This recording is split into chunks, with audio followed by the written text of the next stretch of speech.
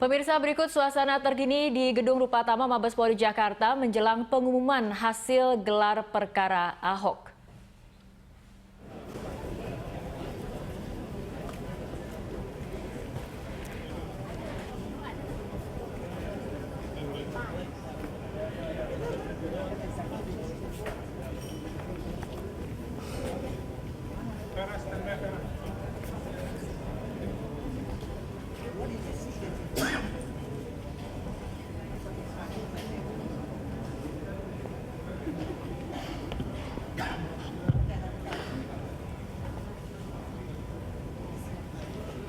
Assalamualaikum warahmatullahi wabarakatuh.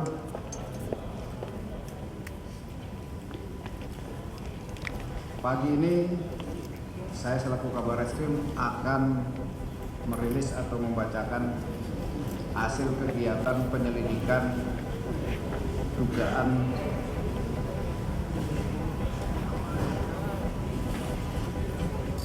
tindak pidana penistaan, penghinaan, penodaan agama di Indonesia sebagaimana dimaksud dalam pasal 156A KUHP yungto pasal 28 ayat 4 Undang-Undang Nomor 11 Tahun 2008 tentang informasi dan transaksi elektronik, dilaksanakan dalam rangka menyampaikan hasil progres penyelidikan yang meliputi langkah-langkah yang dilakukan oleh penyidik seperti penerimaan laporan polisi, pemeriksaan saksi, para ahli dan terlapor. Oleh karena itu, pada kesempatan ini akan disampaikan penanganan perkara tersebut sebagai berikut. Polri telah menerima 14 laporan polisi mulai tanggal 6 Oktober, tanggal 7, tanggal 9, sampai dengan tanggal 12 Oktober 2016.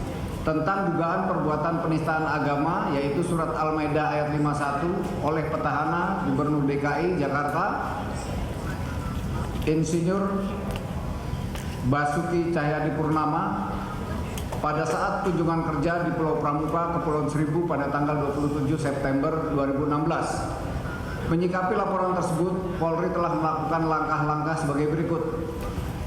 Menerima laporan polisi, kemudian menerima barang bukti. Mulai tanggal 10 Oktober 2016, Polri telah memulai melakukan langkah-langkah. 1. Melakukan pemeriksaan terhadap barang bukti video digital secara teknis laboratoris dan diperoleh kesimpulan bahwa video yang diserahkan tersebut dalam keadaan asli, dalam arti tidak terdapat tindakan editing, baik mengurangi atau memasukkan frame baru.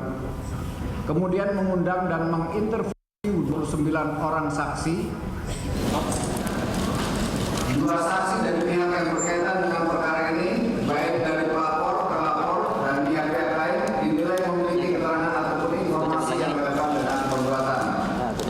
Kemudian mengundang dan menginterview 39 orang ahli untuk mendapat keterangan dari 8 bidang keahlian, baik dari pelapor, terlapor, maupun dari Polri sendiri, yaitu ahli hukum pidana, ahli bahasa Indonesia, ahli agama, ahli psikologi, ahli antropologi, ahli digital forensik, dan ahli legal drafting. Kemudian dilaksanakan gelar perkara penyelidikan pada hari Selasa tanggal 15 November 2016 dimulai pada pukul 9.30 berakhir pada pukul 18 di Rupatama Mabes Polri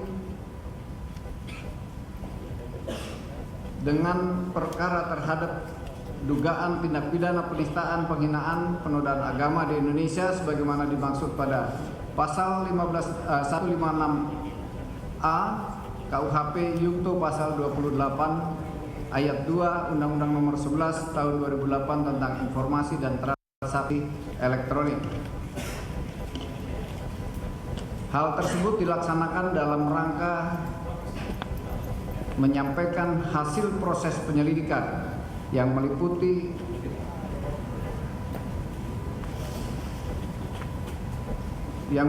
langkah-langkah yang telah dilakukan penyelidik.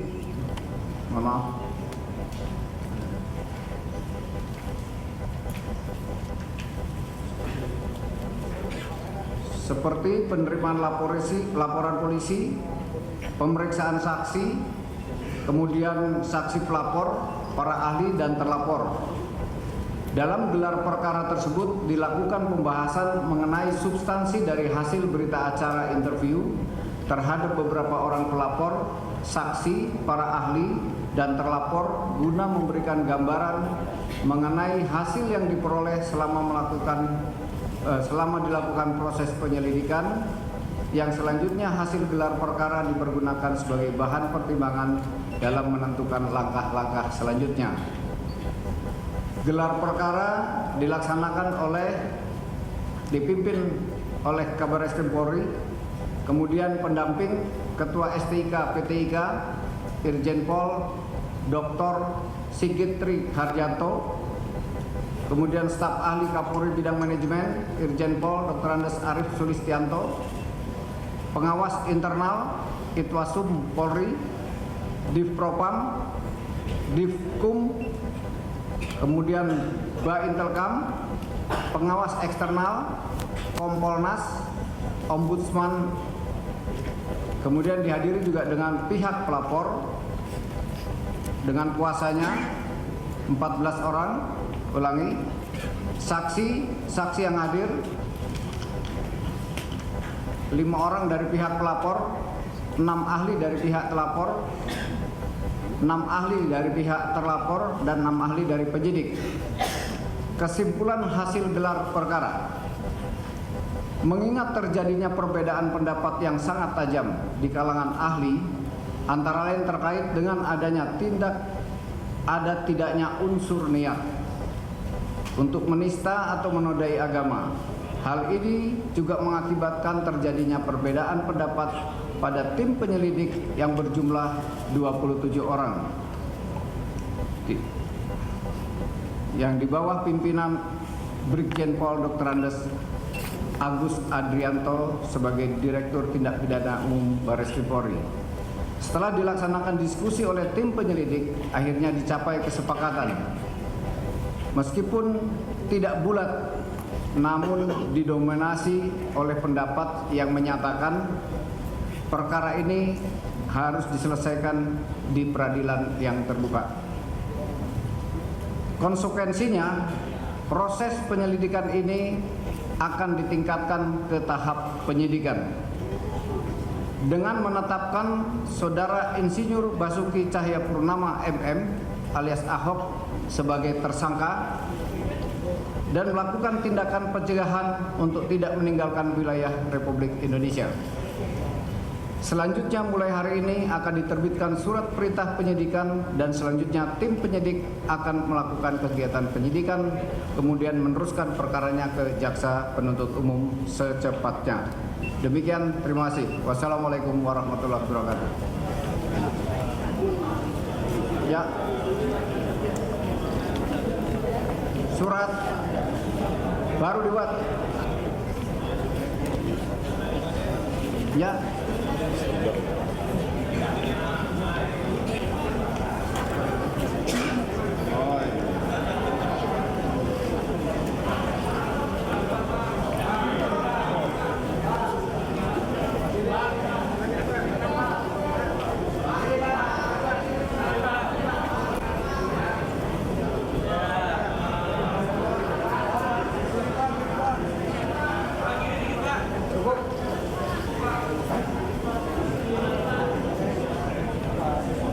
Ada pertanyaan?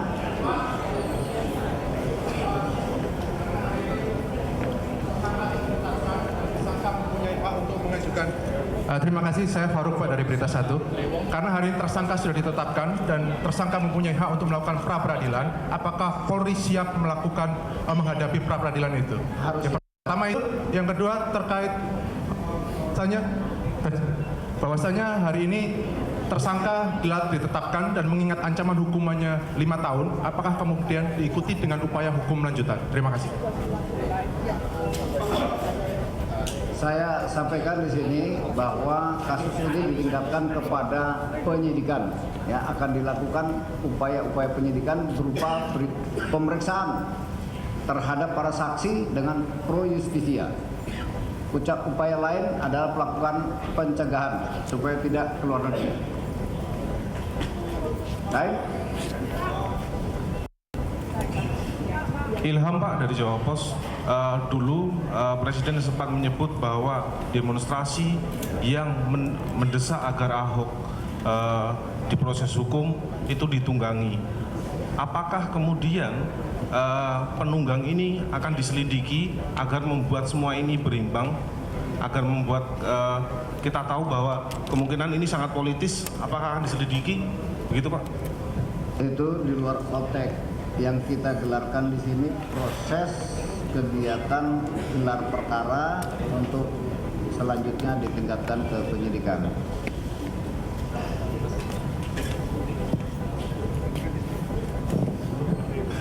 Oke, selanjutnya Pak, nanti pagi Pak, saya Moses dari Jakarta Post. Terkait dengan kasus yang menjadikan Buniani sebagai terlapor itu bagaimana prosesnya Pak? Apakah akan tetap dilanjutkan? Dan yang kedua, terkait dengan perbedaan pendapat yang terjadi selama gelar perkara itu mungkin bisa dijelaskan argumen hukum yang disampaikan oleh saksi-saksi terlapor dan pelapor itu bagaimana sehingga bisa polisi menetapkan terlapor sebagai tersangka. Terima kasih. Fokus hari ini rilis daripada hasil gelar. Proses diskusinya saya rasa tidak perlu saya sampaikan di sini. Ya. Izin Pak dari TVRI Pak Vera. Setelah ditetapkan tersangka, apa dasar hukum yang ditemukan Polri atau alat bukti, minimal 2 alat bukti untuk menetapkan Pak Basuki Cahayapurnama sebagai tersangka? Yang kedua, apakah keputusan ini murni dari hasil gelar perkara atau ada tekanan dari publik? Terima kasih Pak. Bukti yang sudah kita sita, kita periksa dengan forensik itu video yang diputar. Kemudian ada beberapa dokumen, itu bukti-bukti untuk dasar kita dan keterangan-keterangan melanjutkan kasus ini kepada penyidikan. Untuk tekanan tidak ada. Saya rasa cukup, nanti dilanjutkan. Terima kasih Pak Kabar Eskrim. Pak Kadif Muas. Ya, rekan-rekan media mau tinggal di tempat, nanti saya coba laporkan Pak Kapolri dulu ya. Saya lihat dulu ada.